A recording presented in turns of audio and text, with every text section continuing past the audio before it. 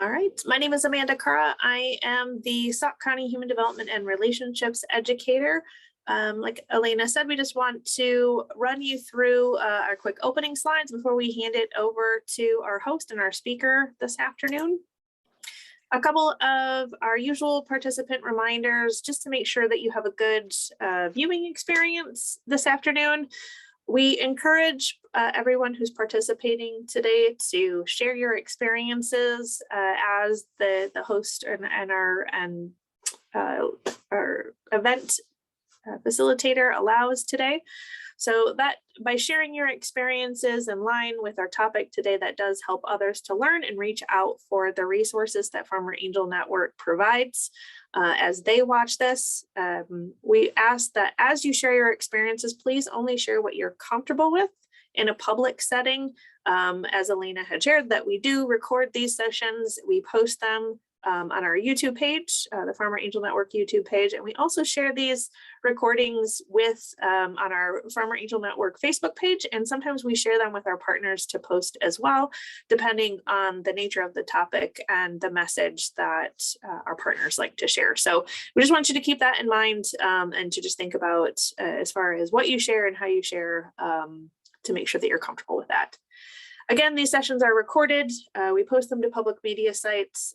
We do that because we want to make sure that we're connecting with as many people in our community as possible who are looking for information regarding the agricultural community and the positive mental health and well-being resources that we facilitate as part of our message with Farmer Angel Network. So we just want to make sure that that's clear with everyone. If at any point in time, the Farmer Angel Network members and or the presenter feel that a learner needs additional support or resources, then we will take responsibility for reaching out and providing information to any learner at their request or at our concern after the session. So we want to provide an open welcome to our presenter today. I'm sorry, that is not accurate. So we'll blow right past that one. I'll take responsibility for that. I let the ball slip there. Our presenter today is Jeff Ditzenberger. We'll go through his biography here in a minute, but I'm going to hand it over to Lene Schott, one of our Farmer Angel Network members. She will talk a little bit about her connection with Farmer Angel Network. And then I'll hand it back and I'll go through Jeff's biography and then we'll give it to him to present. So Lene, it's up to you. All right. Hi, everybody. Welcome to our session. I am a veterinarian, and part of the reason Farmer Angel Network interested me is because I see how much farmers out there are struggling. There's things that you can control, and there's things obviously that you can't control, like the weather and the markets. And so Farmer Angel Network is just here to try to be a safe place for you to come, to learn things, to realize that what you're dealing with, you are not alone. And also to welcome you, give you a safe place to share and to learn from others as well who are going through the same situation. You're not alone. I think that's the big thing you need to remember. And what Farmer Angel Network is trying to do is let people know that we appreciate you guys for everything that you do. And without you, we don't have the food to eat and the things that we need. So it takes all of us to build a community, and we welcome everybody who's here, and we want to be a resource that's helpful and shows the community how important everyone is to each other. Great. Thanks, Lene. So I want to offer a warm and open welcome to Jeff Ditzenberger, our presenter today. Jeff is a farmer, a mental health coach, a QPR instructor, and owner of the nonprofit agency TUGS. Jeff has been in agriculture his entire life, starting with a small dairy operation growing up in South Wayne. He was an FFA student and alumni member, worked in ag mechanic and sales for 20 years, and in ag advertising for 2 years, as well as owning his own dairy farm until going strictly into crops. Jeff was also the Greene County Farm Bureau president for 10 years and Ag Chest VP for 5 years. He has participated in many ag committees and groups, and he brought a great depth of experience and diverse agricultural perspective to those groups that he participated in. Jeff, his dog Luke, and his cat Pancake currently co-manage and operate a 900-acre farm of corn, soybeans, hay, as well as a business of sweet corn near Argyle, Wisconsin, as well as a snowplow business in the off-season. Jeff has 2 children, daughter Harley and son Parker, as well as a very adorable granddaughter Addison. Along with full-time farming profile, Jeff dedicates his time to supporting the cause of farm mental health as a certified mental health life coach and a certified QPR. And for those of you who have not been on our QPR trainings before, that stands for Question, Persuade, and Respond. Jeff is a QPR instructor, and he is currently working towards certification as a peer specialist. In his free time, if you can believe it, he does some stand-up comedy, acting, golfing, riding his motorcycle, officiating weddings, and of course, working with his nonprofit TUGS, as well as playing Santa and coaching softball. So with that amazing introduction of our speaker today, I'm going to hand it over to Jeff for the next hour, and we'll hear from him. You know, I kind of think you should have done the Dan Smith one, because that's a lot easier name for one. I would take that name in a heartbeat. So can everybody hear me okay? Good. All right. So again, my name is Jeff Ditzenberger. I always start this out that I'm 23 years old and I've been farming for 4 years. And you can see what kind of farming does to a person after that amount of time. But I'm very pleased to be here. The Zoom type meetings the presentations are a little more interesting or a little more challenging, but that's kind of becoming our new normal as the word that we've all been hearing for the last 2 years. So, but I do appreciate all of you taking time out of your busy schedules and coming here to listen to me. So a little bit about my journey and my mental health journey. As it said in my bio, I was raised on a small dairy farm in South Wayne, Wisconsin. We had a town of about 438 people. At one time, we had more cows than we did people, like 5 times as many cows as we did people actually in our community. Very normal-ish childhood. I was an only child until I was 10. And then my mom and dad one morning before chores told me that they were going to get me a playmate. And I was so hoping it was a puppy. And I was severely disappointed to find out I was having a brother. So pretty small family. But I left school in '88 after I graduated. And I had rolled my dad's truck, helping a local farmer with unloading a semi-load of straw. And I decided that maybe the military was a better option for me than sticking at home and doing chores all summer. Little did I know that they wake you up still at 4 o'clock in the military with trash cans and loud noises and kind of call you all kinds of names and motivate you with a lot of fear.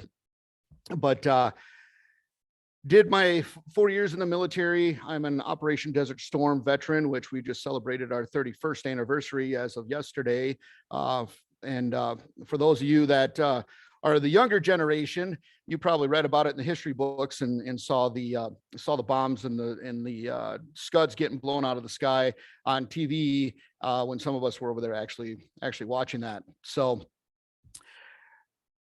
what got me into this journey is when I got back from Desert Storm, I had a lot of PTSD.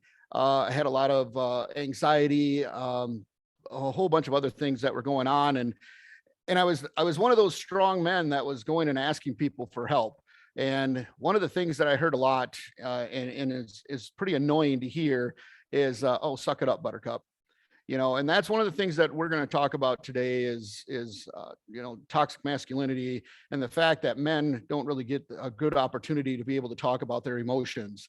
When I do this presentation live, it's kind of interesting, especially when there's more men than there is women. And I ask the question, say the word feelings, and guys are like, feelings, and women are like, feelings. And then I asked the guys to say it a little bit louder. And you really have to pull that word out, because God forbid if we should talk about the word feelings. You know, we've been raised in a society from a male society that, you know, we're not supposed to have emotions, that we're supposed to be tough, that we're supposed to handle everything and take it all in. But yet we don't get told how to deal with those emotions. And how many of you have heard the phrase before, quit crying or I'll give you something to cry about? You know, that's one of those things. Those of you that have your videos on, I see your head shaking up and down already, you know, and some thumbs ups going on. You know, that's one of those, like, why, you know, my dog just died and I cried terribly over it.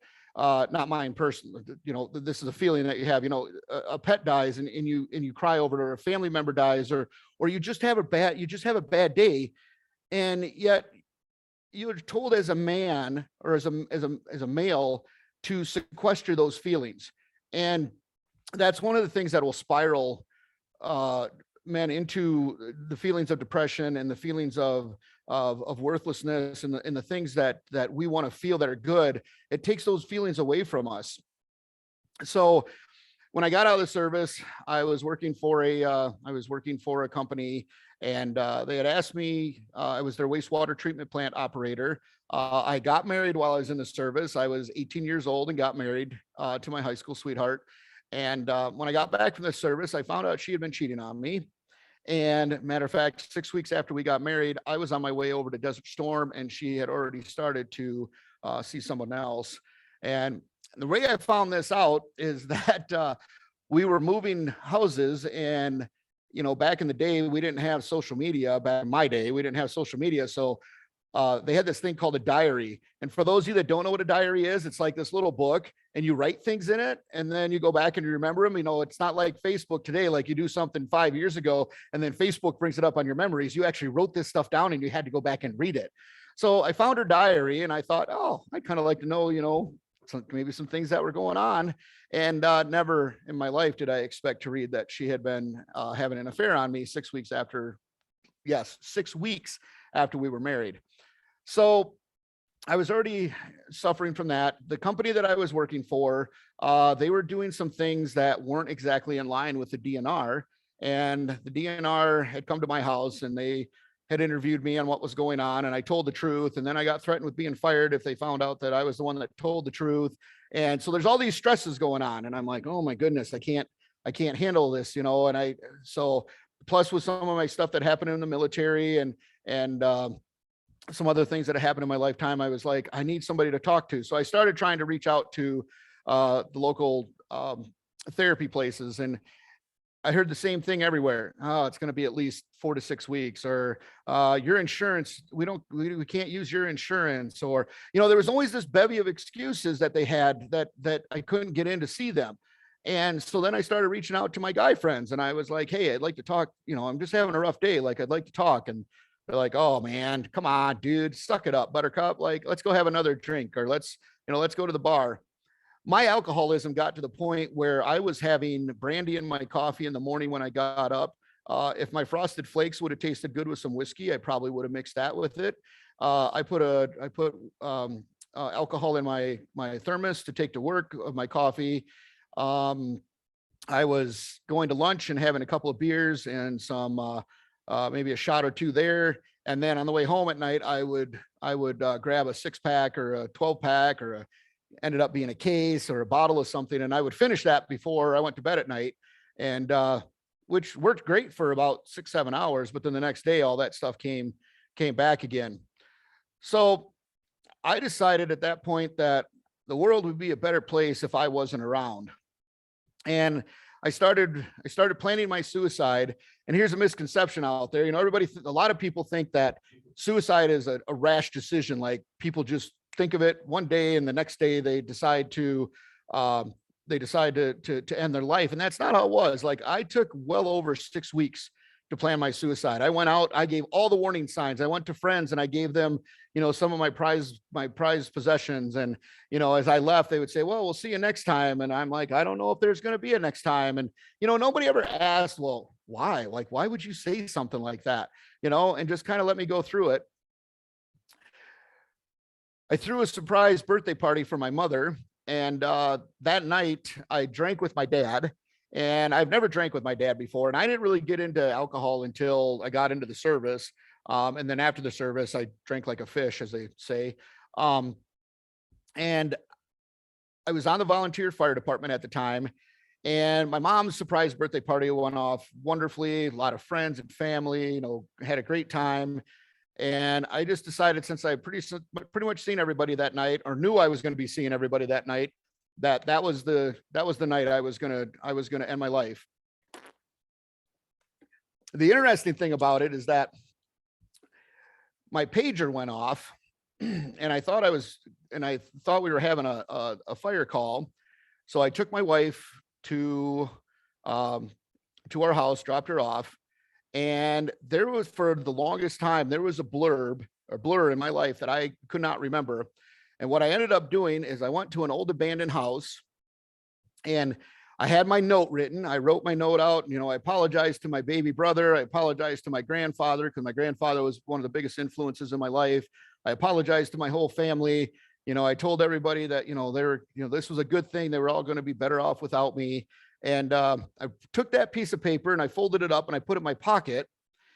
And then I went into an old abandoned house and I lit it on fire. And that's how I was going to end my life. Now, I kind of joke about this now because it's about me, but got to thinking later, I wrote a note on a piece of paper and then I walked into a burning building. Like, nobody's going to know why the hell I even did this. Like, I'm losing my message anyways. And, a few people were like, there's even some of the people that I met in the psychiatric ward are like, there's easier ways to do that. And I'm like, yeah, I know. So I don't really know why that was the choice I made that night. But the next thing I know, I was calling 911. I actually went with the fire department to the call. We saved this house that we shouldn't have saved anyways. Nobody had lived in it for like 15 years. And the next day I got a phone call from the sheriff's department. And one of the lead detectives said to me, he goes, "We think you've got some information in regards to this house fire. Could you please come in and so we can have a talk?" And I was like, "Sure, not a problem." Well, as I was leaving, the farmer that I was working for part-time at the time called me. And keep in mind, I just lost my job with the wastewater treatment plant because of the DNR stuff. I'm leaving to go get ready to go to the sheriff's department. And he called me and he says, "Hey, did you," called me in the barn. And he says, "Hey, did you milk a certain cow?" And I says, "Well, yeah, she's one of my favorites. Of course I did. Like, I don't miss cows." "Well, I don't think you did. And I'm sorry, but you're no longer employed here." So now I've lost a second job. I go into the sheriff's department thinking that I'm going to somehow help them out with solving this house fire. And the detective looked at me from across his desk and he goes, "We think that you started that house fire last night." And I was like, "Are you on crack? Because there's no way I did that. Like, why would you even think that?" And he goes, "Well," he says, "have you been having a lot of things going on in your life lately?" And I was like, "Well, yeah." And he goes, "Well, I think there's some things going on." And he goes, "But I'm going to give you two choices. You can either be arrested and go to jail, or I can get you up to the psychiatric unit." Now, back in the day, they used to call the psychiatric unit the insane asylum. An asylum in itself is a positive word. It's supposed to be a safe place. And let's be honest, we've all seen the movies. The insane asylum wasn't exactly the nicest place to go.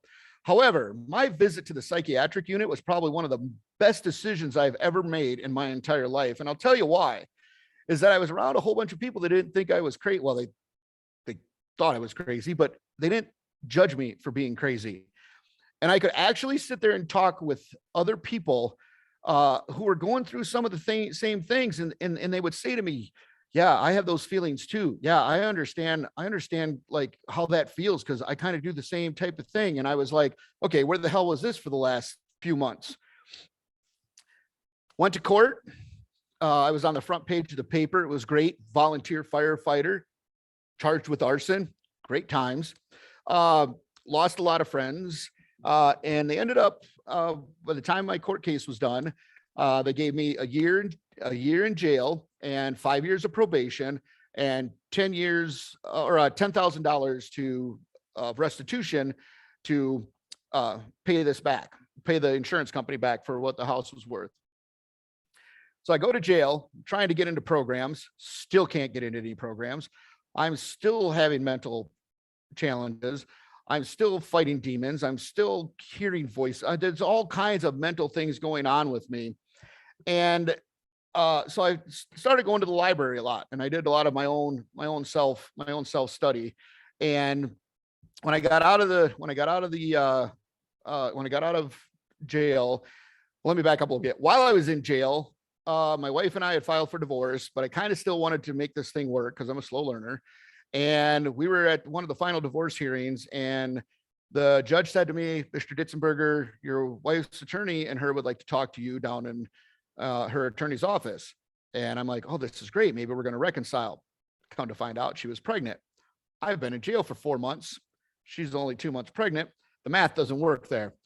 So I'm like, well, I can see where this is going to go. So then on top of it, now I'm dealing with that part of it. So the person inside of me is like, why am I so worthless that nobody wants to help me? Why am I so worthless that someone would cheat on me and get pregnant, with someone else? Why is none of my friends and family coming to visit me in jail? So it's all starting to compound a little bit more while I'm in jail on top of it, and still not really getting the help that I need. I got out of jail, got into another relationship fairly quick, but I was able to get out to our local human services and joined a couple of men's groups, and they were kind of helpful. But the lead instructor, and I remember him very, very well, we still talk to this day, was a man by the name of Rob Miles. And Rob kind of made it okay in that group for men to talk about things that were going on in their lives, and how to get some of that stuff out, which is great in a group, but to practically apply it in the real world is virtually impossible. So I got out of there, got remarried, had a beautiful baby girl shortly after we got married. And then, but I was starting to get back into the drinking pretty good, and I was hiding it good. Like nobody knew I was drinking at all. And I was on probation, and of course I had to report to her all the time. And I ended up that one night I drank a little more than I should have, and I got arrested and got put into jail on a probation hold. And I saw my baby girl through a 6-inch piece of glass on her first Thanksgiving. And I was like, man, this is ridiculous. Like, I've got to do something about this. Wasn't having the greatest things going on at home either. My new wife had a son. And after I got arrested, I lost that job. So I started working for a farmer that I used to work for when I was in high school part-time, and went to work for him full-time. And one night I came home, and my stepson was 9 at the time. And I found out that he had been defecating in pretty much every corner of my house, and I didn't know about it. And I lost it. I didn't take control of my emotions. I didn't take control of myself. And I smacked him around, called him every name in the book, kicked him a couple of times. And the very next morning I went to the neighbor up the road, and who was our babysitter. And I says, I've got to do something. Like, you either need to get me back into the hospital or something. And I'm still, in this whole time, I'm still reaching out to people. I'm reaching out to my boss. I'm reaching out to people, trying to get someone just to talk to me about what's going on with me. I'm still trying to get, good professional help. Nowhere to be found. So my second wife and I, we had a son together too, as well. He was born premature, had that stress added on top of it. And I even went to one of my friends and I said to him, I go, man, I'm really struggling with this whole thing. I'm getting up at 4 o'clock in the morning. I'm going to work. I'm working until 3. I'm driving to Madison, which is an hour. I'm spending a couple hours with my son. And then I'm driving all the way back home, which is about a 2.5-hour drive. I said, I'm just exhausted. I says, I wish I had some answers. I wish I could decipher these things. Heard the same thing. Suck it up, buttercup. Hey, at least your kid's not dead. Yeah, because that's exactly what I wanted to hear. I mean, I was pretty happy that he wasn't, but at the same time, still nothing really helping. Fast forward, I got divorced from my second wife, got married a third time, because 3 strikes and you're out. I mean, 3 times is a charm. And I had met her through, at that time I was selling machinery, and her husband died by suicide. And I was friends with the family. I'd sold them equipment, and I went out there, and I just went out basically to help her out. And the next thing I know, we really get along good. She's talking to me about what she was going through as a suicide survivor. And yeah, we kind of had that little bit of a connection there, where I was figuring some things out for myself too at that time. And I had gotten in to see a psychiatrist for a short period of time, and was diagnosed with PTSD, bipolarism, anxiety, borderline personality disorder, and a few other things. Problem is that my insurance company would only pay for it short term, and then I was back on my own again. And the thing that I struggle with mental health providers, and this is not their fault, this is not a crack against mental health providers, because I love these people, but they're governed by so many rules and regulations and so much crap from the insurance companies. You know, like your first 2 sessions are basically going in there and getting all the insurance stuff taken care of, and you don't really get to have like any one-on-one. So while I'm with Marie, the one who lost her husband, I got very actively, and I was really doing good in sales. And I was finding myself having conversations with farm wives about their husbands, and how their husbands were struggling, how they wouldn't talk to them, how they were, stoic male. You can't, quit crying or I'll give you something to cry about. And so then I started to think about it. What are the first 3 letters of mental? Men. And I'm like, okay, so these are things we don't talk about. Like, why do we not talk about this? So I got elected as Greene County Farm Bureau president. I was one of the youngest presidents ever elected, and I got very actively involved. Between what I was doing with Farm Bureau and what I was doing in my sales career, I listened to a lot of stories. And Casey Langen, who was the Farm Bureau, had, when 4 years into my tenure, had asked me to write a blog. And for those of you that don't remember what blogs were, that's where we wrote things and put it on the internet instead of putting it in a little diary book. And I wrote one on men and mental health. And for the first time ever since my suicide attempt in 1991, for the first time, or 92, for the first time ever, I talked about me actually trying to die by suicide that night. I had never told anybody that was a suicide attempt.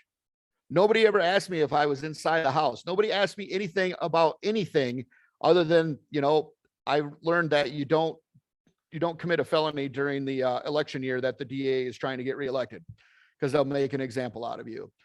So I wrote this blog and I sent it up to Farm Bureau, and they're like, we can't print this. And I go, what do you mean you can't print it? They go, well, it's not really about agriculture. And I'm like, farmers already know about agriculture. We're already talking about corn prices. We're already talking about milk prices. We're already talking about cattle prices. We're already talking about everything else that goes on in agriculture. What we're not talking about is the thing that we need to talk about the most, and that's talking to each other. And I said, if you're not going to print it, then I'm done being a member. Like, you can fire me, take me off of the list. I'll no longer be county president. Like, if you're not going to do this, I don't want to be part of this organization. A couple of weeks later, they printed the article and had an amazing response to it. And one of the things that I put in there was that some of the things we've already talked about, like, why are we as men why can't we talk about our feelings? Why can't we talk about our problems? Why can't we cry? I mean, I know for a fact I've cried myself losing a cow after she's had a calf. I know that, when my grandfather died, I cried. Like, what is wrong with this that we can't do that? Shortly after that blog was printed, I was asked to speak at Dane County, Dane County, Wisconsin, Madison Safe Communities Guys Night Out. Now I'm thinking Guys Night Out is probably like football, pizza, maybe some beer, we're going to talk some crap, so on and so forth. And I knew it was a mental health thing, but on the way up there, I had wrote my speech, and I took my uncle. They told me I could bring a couple of people. So I took one of my best friends, Scott. I took my uncle, who we cut out of the rafters hanging from a rope when I was a freshman in high school, who's a paranoia schizophrenic with some other diagnosis, and also his best friend. And we're driving up there, and I'm not feeling the best because I'm kind of nervous. My anxiety is starting to hit me. And I'm like, I think I'm hungry. So we go to McDonald's, which is a stupid idea. First off, like if you're going to go someplace like Culver's where they have good food. No offense if anybody has like McDonald's stock or anything, but anyways, I'm eating my cheeseburger. Doesn't really set real well with me. And I'm reading my speech and it just is not hitting me. So I rip up my speech and I throw it in the same bag that my McDonald's was in. And my uncle says to me, he goes, wasn't that your speech? And I'm like, yeah.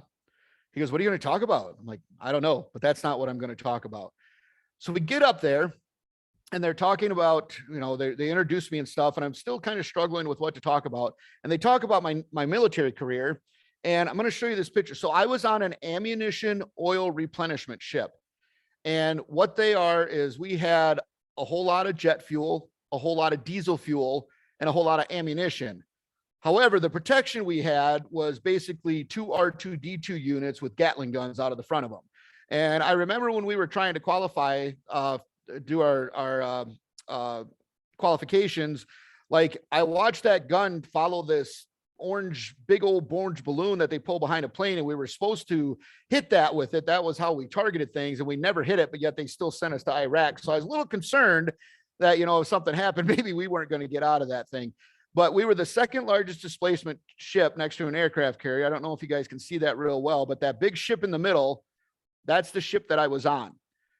Now, because of the size displacement of that ship, when we would go back into port, or we would go down narrow waterways or through docks, or if we ended up dead in the water, like something went bad, we'd have to call a tugboat. And what that tugboat, like you can't see the tugboat, but you can hear his little toot of his little whistle, and you can see the puffs of smoke.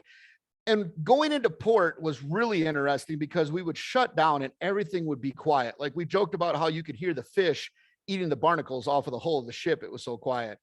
And then you'd feel this little bump and you'd feel yourself move. There's just this super, super calm. And you'd feel yourself move, and then you feel this other little bump. And then this magical voice would come across this big speaker and say, we're safe at home. I'm paraphrasing because I don't want to say it all, but basically telling you that you're safe at home.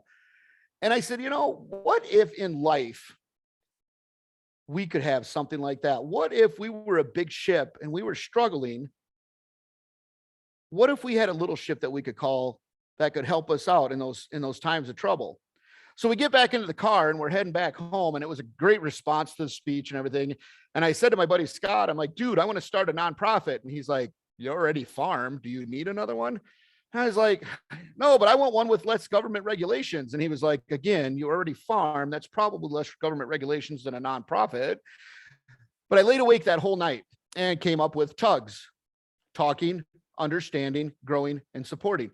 The ideology behind TUGS is that you find people that you can talk to, that, we link you up or you link yourself up. But what we teach is that, have that person that you can call at a moment's time, not necessarily that you're having suicide thoughts, but even if you're having a bad day, like someone that you can call up and you can talk to about it. Scott, the one that helped me found this or get this started originally, like one day I called him and I'm like, Scott, I'm kind of dumpy about my lunch. And he's like, why? And I'm like, because it's kind of plain, like it's leftovers. And he goes, well, who packed your lunch? And I said, well, my wife did. He goes, well, then pack your own damn lunch if you don't like your lunch. And I was like, well, that's not really what I wanted to hear, but yeah, I guess you're right. But then when the guy that I farm with got brain cancer or had a tumor and they rushed him up to Madison, and I called Scott and I was bawling my eyes out, he took the time to listen to me, and I didn't, and it was a safe place. What we're trying to do at TUGS for men, farmers, veterans, women, children, everybody, is we're trying to get that message out that you can talk, that we can talk about mental health. Let's look at 2020 as a whole.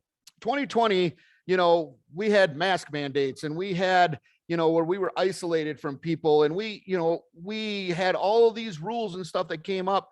Why in the hell is it in 2022, we're still talking every day about COVID and Omicron and masks and vaccines, but yet we're still not talking about mental health?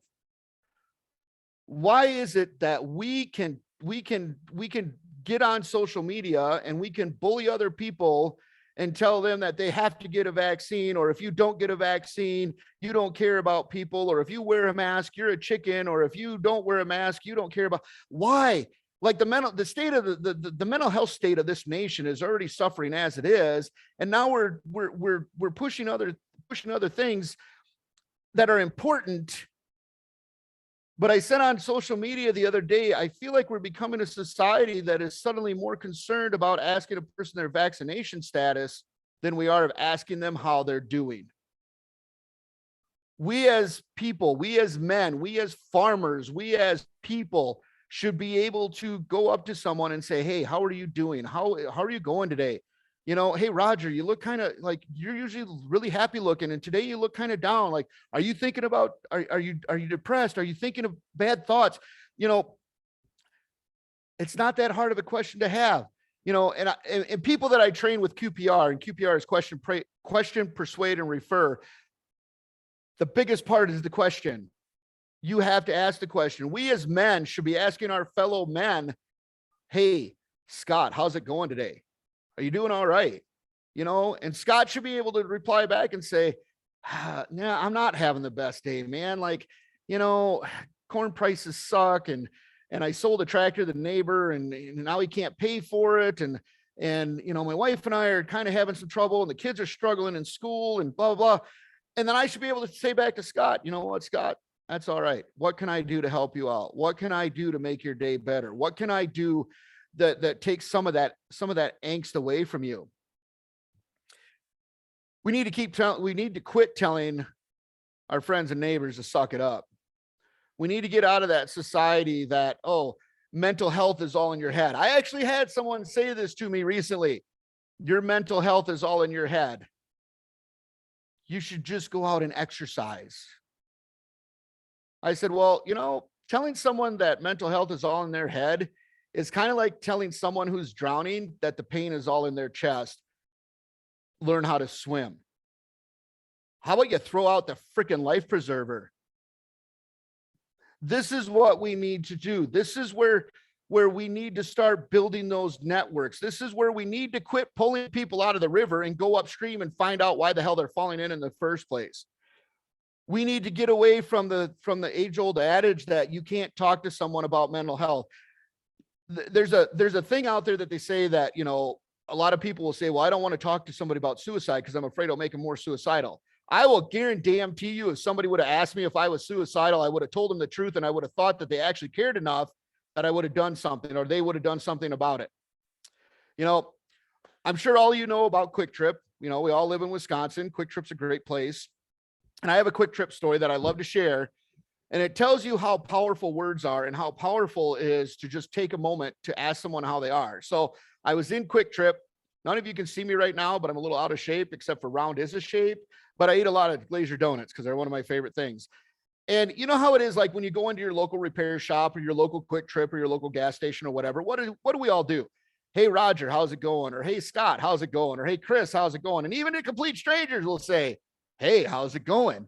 You know, and what do we hear back? Oh, I'm okay, or living the dream, or everything's great, you know. And I do that all the time because I'm shy and I'm trying to get over that. And so anyways, there was this gentleman that was getting some drinks out of the refrigerator. And I said, I'm like, hey, how's it going? And he goes, why do you care? And I says, well, that's kind of who I am. Like, I like to ask people, like I've made new friends that way, you know, so on and so forth. And he goes, but do you really care? And I go, actually now, yeah, I care even more. He goes, well, he says, if you really want to know, he says, I think my cat's dying. And I'm like, why do you think your cat's dying? And he's like, well, she makes this funny noise. And like when I feed her, she doesn't eat a whole lot. And then she kind of like does this thing, you know, and he goes, I'm really worried about her. And I says, actually, it sounds to me like your cat has a hairball. And he goes, are you a veterinarian? And I go, no, but I've had a lot of cats. And I says, and that's exactly what it sounds like to me. And he goes, well, what can I do about it? And I says, it's pretty simple. I says, you can go to Walmart or Walgreens or Farm and Fleet, get yourself some hairball remedy, and you give it to your cat. I said, it'll be disgusting for a few days. Some of the stuff that comes out is going to make you vomit yourself, but it should take care of it. And if it doesn't, take your cat to the veterinarian and you know, find out, you know, if there's something else going on. And we parted ways. 6 weeks later, I'm back in Quick Trip and I'm just about ready to buy my Diet Glazers. And this hand slams down next to me and says, I'm paying for this gentleman's purchase this morning. And I turn around and here it is, Cat Guy. I, to this day, still don't know Cat Guy's name. Never asked it. Never was, I guess, that important. But he says to me, he goes, do you remember me? And I go, yeah, you're the guy with the cat. And he goes, well, we need to go outside and have a talk. And I'm like, oh my God, this is my last Glacier meal ever. I hope they have cameras outside. So we go outside and he says to me, he goes, you were right. He says, it was a hairball. He says, you're also right. It's really disgusting. And I'm like, yeah, I know, quite well aware how gross that is. And he goes, yep, she's doing great now and everything's fine, and I really appreciate that. And I says, not a problem. I says, have a good day. And he says, no, we're not done. He says, I want you to know. He says, I've been looking for you. He says, I want you to know. He says that I moved here from the East Coast and I came here for a job that the day I walked into the job, they're like, oh, sorry, we don't really need you anymore. And so here I am in this new town, don't know anybody. I don't even have any work friends because now I don't have a job. I have no idea what I'm going to do. My cat's not feeling good. And I told myself that morning I met you before I left the house that if my cat died, I was going to die with my cat. I think about the number of people that we come in contact with every single day. I think about the number of people that we scroll through on Facebook and we see Amanda made a great pie and she puts it on there and it's got a little smiley face on it. We're all like, woohoo, way to go, Amanda. That's the best pie ever. Why didn't you invite us over to share it? Or we see Sarah's got her kids just got an award in sports and we're like, Sarah, that's great. And then we go down a little bit farther and there's a person and then we've got a person that Susie, fake name, Susie's on there and she's like, oh, I'm just so sick of everything. And a bunch of us message each other and we're like, oh, Susie's being a drama llama again. Why can't we just take the time to go into Susie's private message box and say to her, hey, Susie, all right? What's going on? Oh, I just had a bad day at work. Okay. What if Susie was thinking about ending her life? What if you were the only person that reached out to her that day? And she decided to tell you everything that was going on in her life. This is what we need to break down in our society. This is what we need to start making a change of in our society. We need to start reaching out to people. Those of us in the agricultural community, especially production agriculture farmers, we're all a proud sort. We can handle everything ourselves. We don't need anybody's help. That's a crock of shit. Put it in your manure spreader. Put it in your fertilizer spreader, put it out on your field because we're all human. It happens. It doesn't make you a bad person to have a bad day. It makes you human. Start networking. Start reaching out. Like if you drive by your neighbor's farm multiple times and all of a sudden you're like, man, Joe doesn't have his grass cut. He always has his grass cut. Maybe stop in with some Glazers, I highly recommend, and some orange juice, unless he's diabetic, not a good idea. But stop in with something and be like, hey, Joe, is everything all right? No, man, like my dad died and now the farm is all my responsibility. And I don't know if I'm going to be able to make it go. Hey, you know what? Let us take let's have a conversation. Let me go get my kids. We'll mow your grass. We'll help you out. This sounds really cliche, ladies and gentlemen, and please don't roll your eyes when I say this, but one of the best things we can do to start improving everybody's mental health is to start being kind, to start empowering people that if they're having a bad day, it's just a bad day. It's not a bad life. To take the time to have a conversation with someone that we haven't had a conversation with in a while. I actually have Snapchat. I used to do this via text messaging. And when I first started doing this, it was like that flip phone where you had to go like A, B, C, shoot. I needed the B and you had to go back and I would send out 10 random text messages every single day. And I would get responses. Hey, I needed to hear that. And they were like fun ones or like happy ones or inspirational ones.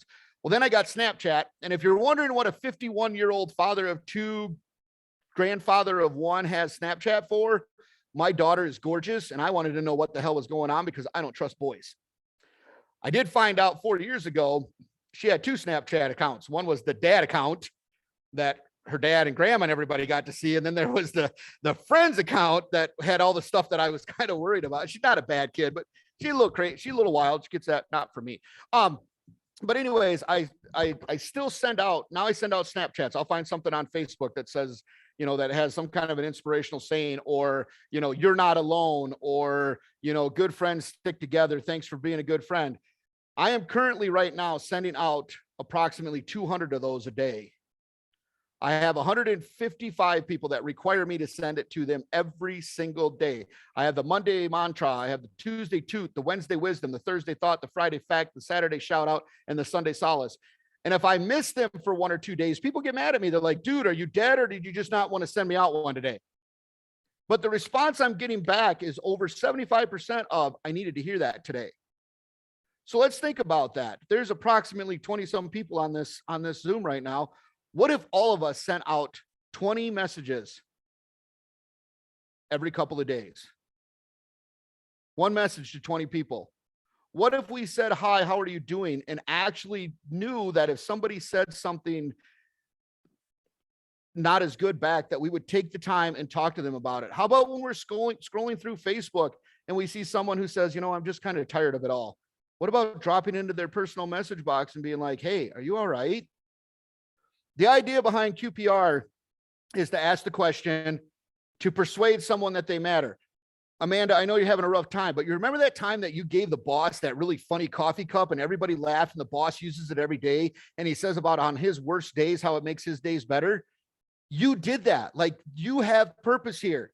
And then to refer them, like maybe they have like for the younger generation, maybe they have a coach that they want to talk to, or there's for anybody else, there's like a pastor that they could talk to, or a clergy or something like that. Like, get them in touch with those people that they can do that with.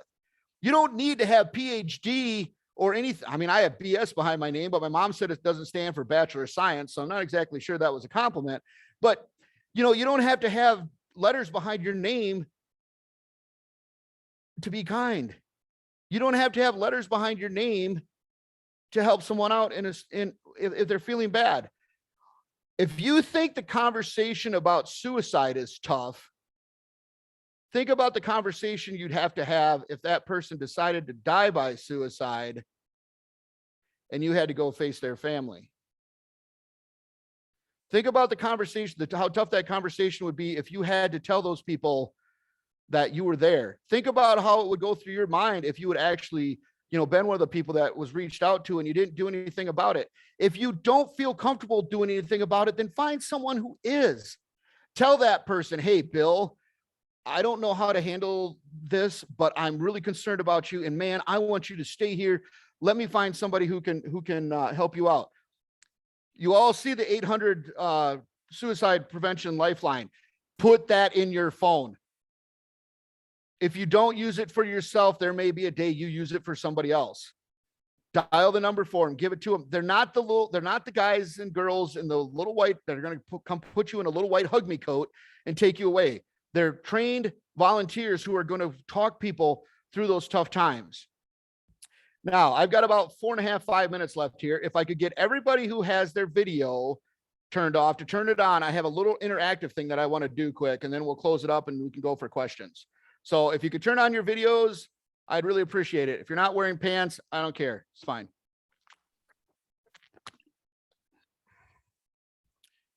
We'll give everybody a minute here to get signed in.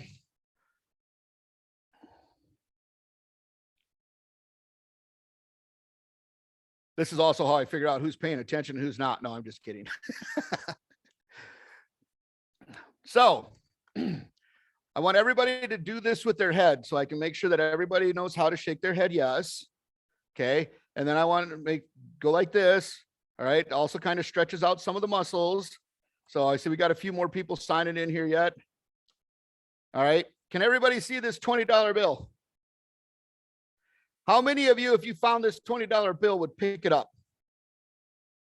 This is, oh, sure. You're going to raise your hands. We're not going to do the head shake. Okay. Everybody can, that's fine. We can raise our hand. What if this $20 bill was folded up like this and you found it laying on the ground? Would you pick it up? Yep. What if this $20 bill and I hope I never get arrested for doing this by the FDIC, but what if this $20 bill was all crumpled up like this? And where's my camera? Crumpled up like this into this little tiny ball. Would you pick it up? Yup. What if, keep in mind, you probably have some sanitizer in your pocket. What if this $20 bill was spit on, crumpled up on the ground, and been kicked in the ditch, and you saw it? Would you still pick it up? Yeah. That being said, you know, we can pick, we would pick this $20 bill up and we would clean it all off and we would get all the creases out of it and we would flatten it out. In all the trials and tribulations that this $20 bill went through, guess what? Never lost its value. People are the same way. What I would like for everyone to do going forward is think about somebody who's a $20 bill, reach out to them and remind them of their value. For those of you that aren't feeling like you're a $20 bill, every single one of you that is on here is. Men, start talking about your feelings. Nothing wrong with it. It's, you know, I know it's not your favorite F word because Frankfurters is your favorite F word, but feelings is a good F word. Okay, we can do that. Ladies, you know what? I hear it from gals that I do a lot of mental health coaching with that are trying to help out their significant others. There's nothing wrong with dating a guy that has feelings. We will send you flowers. We will hug the kitties. We'll let you get all the puppies you want. But we need support too. We need to reverse this society that says that we have to bottle everything up. We need to reverse this society that has been saying, and I'm not saying that vaccines are bad. I'm not saying masks are bad. I'm not saying any of that. But we have a pandemic that has been going on for literally hundreds of years that we don't talk about. There is no reason that we should not, at this juncture in life, be talking about mental health the way that we talk about COVID. There is no reason that we should not be encouraging people who are suffering from mental health challenges the way we encourage people who catch COVID. There is no reason for that anymore. The conversation has to start. We have to let men know that they matter. We have to let our children know that they matter. We need to take our kids' phones and we need to make sure that they're not being bullied. We need to make sure that they're not bullying others. I keep seeing it all the time about, oh, where are these kids getting all these ideas from? Have you seen what adults do to each other on social media? Right now, there are 20 of us-ish that can start the change in the cycle for mental health. The interesting thing is that when COVID started, 4 months into it, National Suicide Hotline, their calls went up over 900%. My little nonprofit here in Greene County, which is Monroe, is a town of 10,000. Mine went up over 475%. The CDC released a statistic 6 or 7 months into the pandemic. And how many of you, raise your hand, heard this one? For every one COVID-related death, we were having 3 to 4 suicides or overdoses. But we don't talk about that. And now it's time to change that. If you see someone struggling from addiction, don't walk away from them. Help them out. If you see someone sitting on the park bench by themselves, or you're walking your dog as you walk by, say, hey, are you okay? If you're talking to a neighbor, you know what? And I don't know how many of you know this, but this little magical thing right here, did you know that you can actually push numbers on it and you can talk to people? It's amazing. Like you can hear their voices. You know, it's not like, hey, Dad, can I, this is my kid at home. Hey, Dad, can I borrow $100? But the thing of it is that, you know, if I message Sarah by text message and I say, hey, Sarah, how you doing? And she replies back, okay. Did she reply back, okay, or okay? But if I call Sarah and I say, hey, Sarah, how you doing? I'm okay. You can't hear that when you text message all the time. we've lost the ability to talk to each other. And I hate to say it, folks, I feel like we're starting to lose the ability to care about each other. If 2020, 2021, and 2022 should have taught us anything, it should have been a way for us to unite. It should have been a way for us to help each other out. It should have been a way for us to care about each other. And it should have been an avenue for the door to talking about mental health being opened. And we're not getting there yet. So I challenge each and every one of you, reach out to someone today. Reach out to a couple people. You know, I love doing I do a little text message thing, especially when I do these with college kids, and I make sure that they text their mother and be like, hey, how you doing? I love you. Thank you for everything. And I kid you not, at least 60% of them get a phone call from their mom. And it's usually like, what did you do? But obviously we're not having those conversations that we need to have. Shortly after we started to open things back up, I used to deliver salt part-time for a company in town here. The number of older generation people that were like, oh my God, can you just stay for a few minutes and talk? Well, haven't you heard from your kids? Well, yeah, they sent me a text message. I'm begging you, folks. I'm begging you. I'm begging you to make this change, because the number one most preventable death in the entire world is suicide. One is too many. I'm tired of burying people. I'm tired of watching my friends bury people. I'm tired of watching close family members bury people for something that we have the ability to change, something that we have the ability to do something about, something that is proven. We don't need statistics from the CDC. We don't need statistics from WHO. We don't need statistics from anybody. We need to have the heart and the courage to go forward and tell people that they matter and that we appreciate them and that we want them to stay and that their feelings matter. So I will close this by saying, go forth, do good things, and please be kind. Thank you.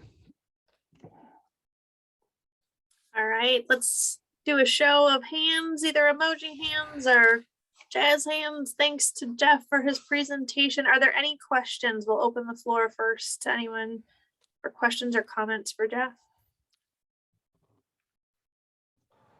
I am watching the chat, so if anyone that does not have access to a mic can also type it in the chat. If you haven't noticed, I've blown the chat up with some resources and places to go to either follow the Farmer Angel Network or also follow Jeff and his nonprofit TUGS. So there's a lot of opportunity to click some of those links.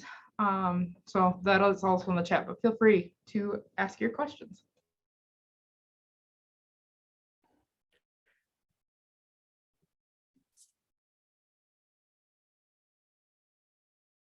Oh, it's always that moment of awkward silence afterwards.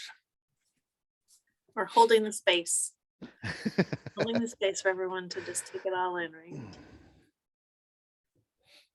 All right. Well, if anyone has any comments that they would like us to forward to Jeff, please get in touch with Elena or myself afterwards. We're happy to forward that on.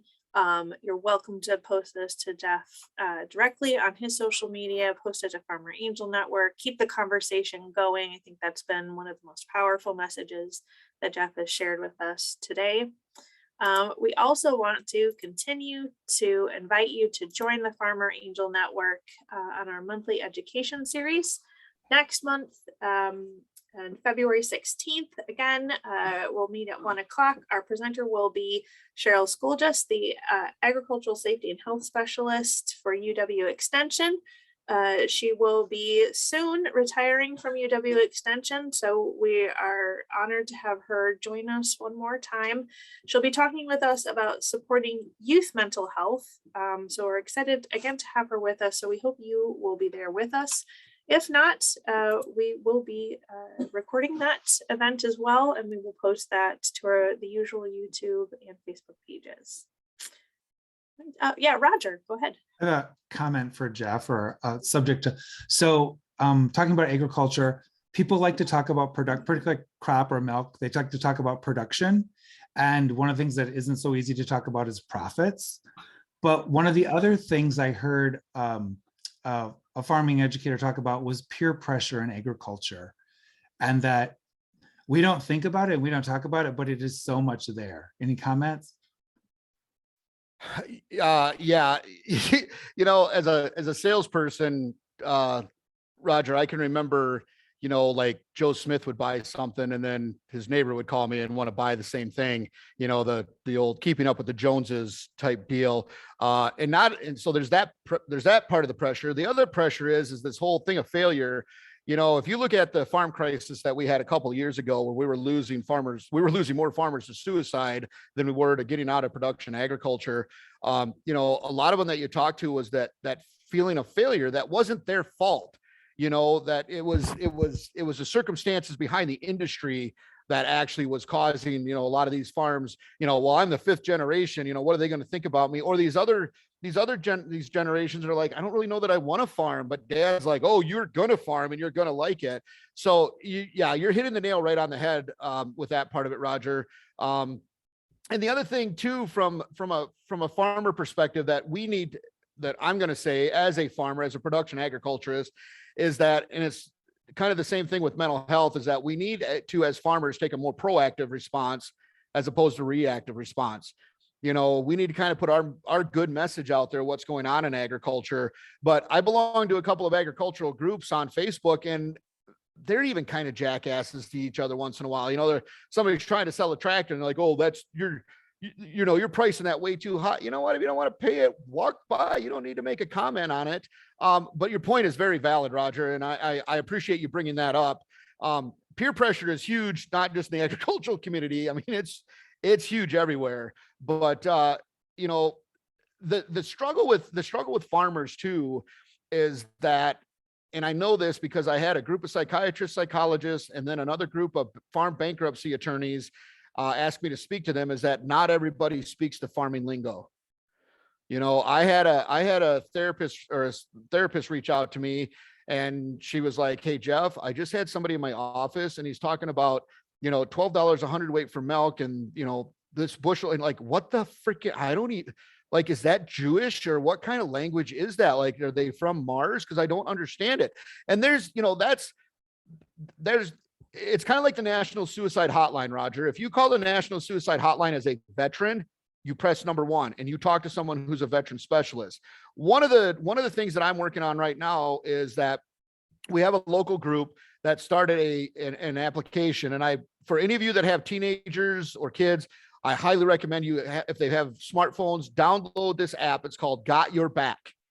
And it was designed by a couple family members who lost their son to suicide when he was like 12 or 13.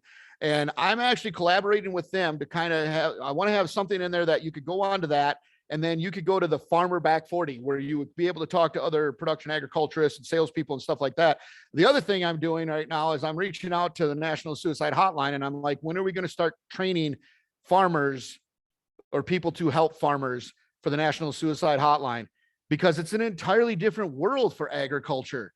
We talk about losing calves. We talk about, droughts. We talk about how, input costs, we just booked our fertilizer and I about had a coronary just over that, people don't understand how that whole thing works, So again, thank you for bringing up that question, because you're exactly right. Peer pressure is huge in the agricultural community.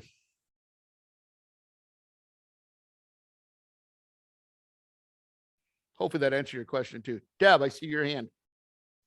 Yeah, I just wanted to give you a heartfelt thank you for sharing everything and for your passion and messages that I needed to hear and that I know others needed to hear. And it sounds maybe odd, but thank you for going through what you went through to make you such an incredible advocate and have the real life experience that people need to hear. So thank you immensely. I appreciate that, Deb. I really do. Mhm.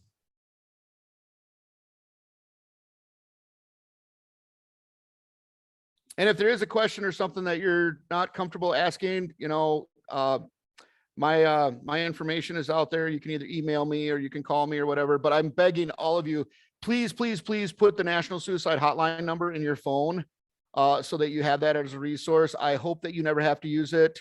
but I would certainly like for you to have it in your toolbox. Also, there's a text one. You can text Hotline to 741-741. Both are great services. I've had people use them, and they've been really, really happy with what's come out of that. So.